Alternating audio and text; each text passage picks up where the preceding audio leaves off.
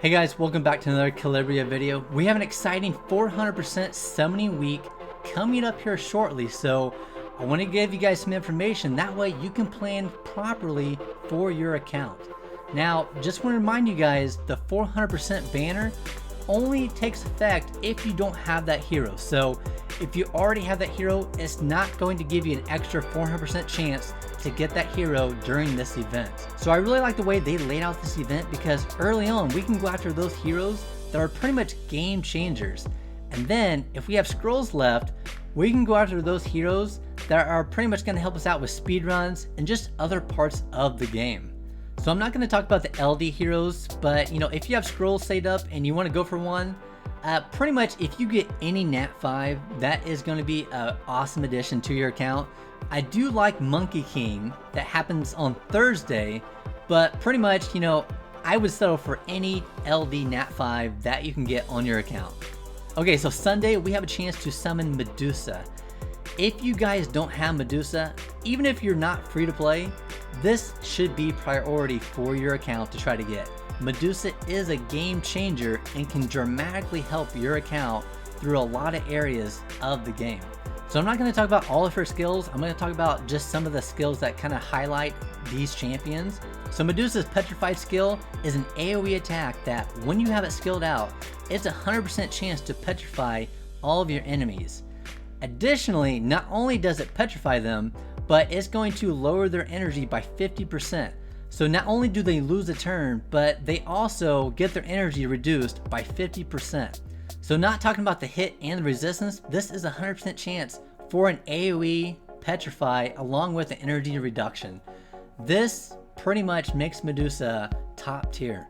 So along with that skill, she has another skill that is going to do an AoE attack and have a chance to place a slow debuff on all your enemies along with some poisons. So we get to petrify our enemies, we get to decrease their energy, and then on top of that, we have a chance to slow them down as well and put dots up that ignore defense. So overall, Medusa is a must. If you guys don't have her, this should be priority to summon your scrolls with. So after that, on Monday, we have a chance to get Succubus. Succubus has some pretty insane debuffs and is another top tier hero that if you don't have, she definitely can help you out in your account. So one of the most notable skills of Succubus is this skill right here. It's an AoE defensive break as well as an increased attack buff for your allies for 3 turns.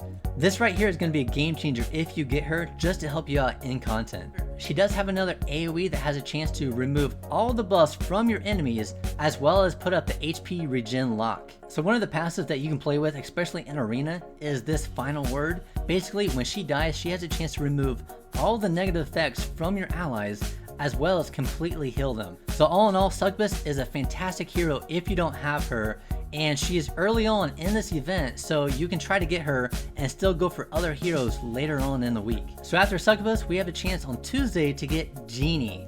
Genie is another fun hero that looks pretty exciting to get. I do not have her, but it would be really nice to get Genie. So Genie has a lot of stuff in her kit that I think you can mix and match to have some fun with. So this skill right here is a buff that you can place on all your allies, and basically it's going to ignore damage of one attack and instead heal them for 50% of that damage that they would have took.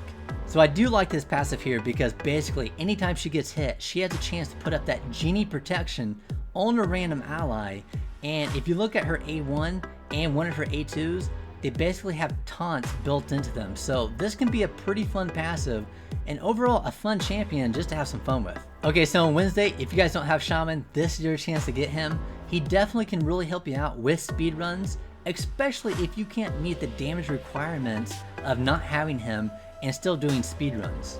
So most people know Shaman for his curse. This curse can really help you out with those speedruns, especially if you can't meet those steep requirements of having a team that does a lot of damage. So on his A1, he has a chance to do an attack break. And then on this A2, he basically has a chance to reduce the energy of enemies that it hits, as well as put up a defensive break as well. So overall, Shaman is a fantastic hero. You don't just have to use him for those speed runs. You can do a lot of different stuff with him, but overall, solid champion to try to go for. Okay, so the last non-LD hero is going to be on Friday, and that is Bone King. Bone King, I think, is going to be top tier and definitely in-game viable for your account. So I think most people know Bone King for this passive right here. If you can stack enough crit damage, it's going to dramatically increase the damage that your whole team can do, and it's going to allow you to do a lot of different things that you normally wouldn't be able to do at the state that you're at on your account without a Bone King. So one of my favorite skills of the Bone King is this Undead Slashing. If you have enough crit damage, it's going to have a really high chance to ignore all the defense of the enemy as well as all the buffs, and that includes invincibility. So hopefully you guys have saved up a lot of scrolls. I think if you plan this correctly, you can land a lot of game-changing heroes, and this week will be exceptionally exciting for all of us. So anyways, hopefully that helps you guys, and good luck on your summons.